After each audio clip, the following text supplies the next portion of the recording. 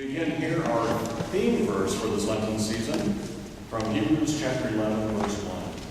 Now faith is the assurance of things hoped for, the conviction of things not seen. The whole of chapter 11 in Hebrews lifts up the examples of Abel and Abraham, Noah, Moses, and others. And now in chapter 12, the author points to Jesus, the ultimate example of faith. Very fitting for us as we draw close to Holy Week. Chapter 12, verses 1 and 2.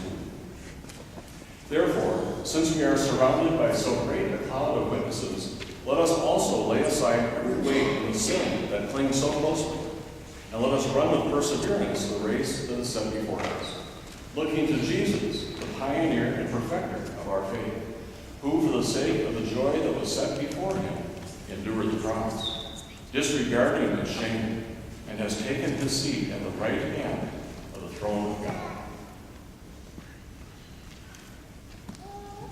This evening we call upon one of our newer members for our By Faith moment, Brooks Herrboldt. Hi, my name is Brooks Herrboldt. Like Pastor Gary said, I'm a new member here. I've been here for about a year and a half. I generally go to the 11 o'clock service, so those who go to the 8 o'clock service have probably never seen me before. And for those of you who do go to 11 o'clock service, you may see that I also carry a cushion around. And the reason I carry a cushion around is because I have fibromyalgia. And that's actually why Pastor Gary came to ask me to talk tonight. And I'll try to make a very, very, very long story short. In this 1 minute. This is the first part. We asked him to talk about how my faith has helped me get through my ordeal. And before I do that, let's jump back to, I'd say, about 23, 24, 25. I know. I was in my undergraduate studies and beginning of my graduate studies. It's at 10 minutes of looking. And things were getting bad. I was having really bad pain, and it was becoming debilitating. And I don't know, like age 25, things were so bad I had to go back to my goals. I couldn't work. I was disabled. They didn't know what was wrong with me. Things were getting worse, and let's just put it this way. This was about age 25, and I didn't find anything to help me until I was about age 36. So it was a long time. And I finally found a medicine called fibromyalgia. Excuse me, I finally found a medicine called white venison. And probably, for those of you who don't know what white venison is, it's just Mucinex. You've seen the commercials for Mucinex. I take it for a completely different reason. If there's anyone who has fibromyalgia, I'd be happy to talk to you about this afterwards. But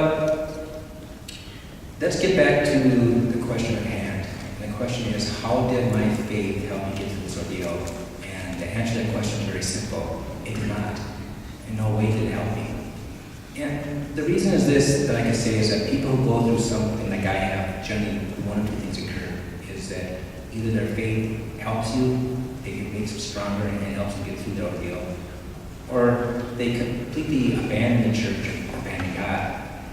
And I took a second approach, or third approach. I would say I took a vacation from God, I took a vacation from the church, because I knew if I did not, I would leave the church. There's just no way I just ask questions. Like I say, these are long, long, long story.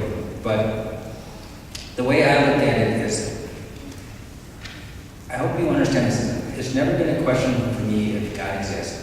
I believe in God. I believe in the Christian God. I believe in Jesus. I believe in the resurrection. That was not a question. The question is God a worthy God? Is God worth my moral person? And when you go through something like I did, we ask these questions.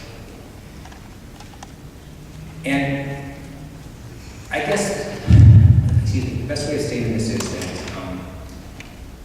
I looked at God in a different way. It took a long time for me to get through this, but before, I was just a young kid, I didn't really care, I just lived life. And then when this occurred to me, I guess I looked at God as like more of a standoff God. He's not there, basically. And when I say this, I have no clue what I'm talking about, but this is just my own personal view. Is that really basically God had no clue where Brooks was at this right now. God had no idea where I am, because God is more important than his son's mind. And with that, I was able to start, my way back. I'm not going to say that's right either. But when I started getting healthier again. This is, like I said, about 36, and now I'm still, I wasn't paying attention, whatever. But the point being is that when I was about, well, 2003, so about 37, 38, whatever, I started working in, I'm a college professor, I teach at Armadale. So I was an adjunct for a few years, and then I started full-time there in 2006. And it was another 3 years before I moved on my own, got my own place in Shakopee. And then after that, I slowly moved back, checking out churches. I checked out churches for about a year. Sort of a funny story here.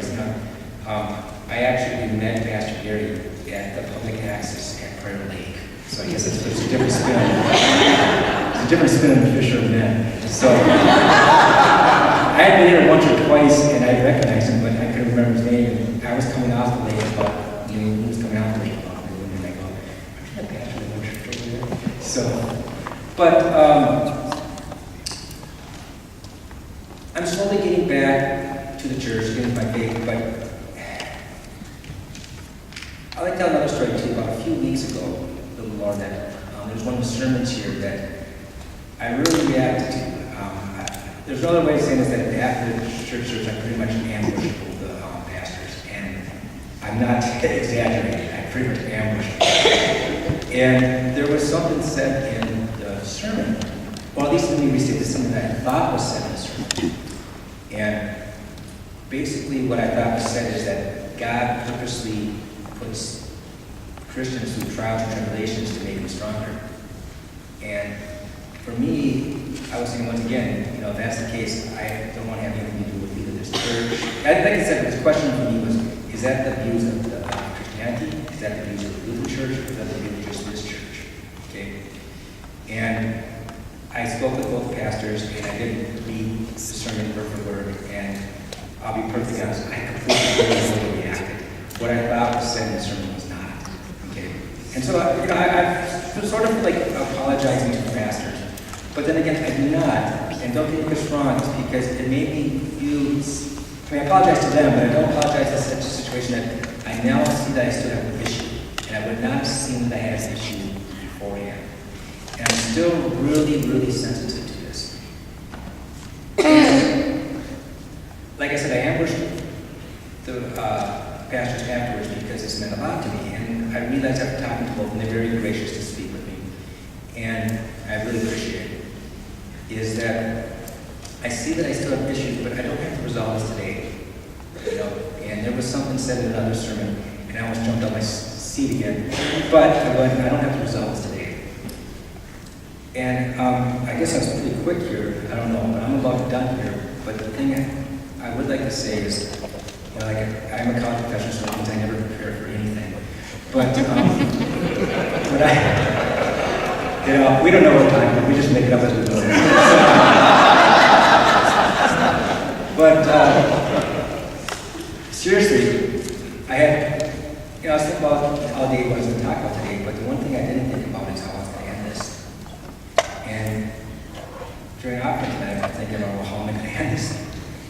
And I think it's sort of appropriate that I don't, because right now, I can see that my faith is a work in progress, and it's changed a lot, it's evolved a lot in my life. And I'm a better reporter of worship. I really don't know.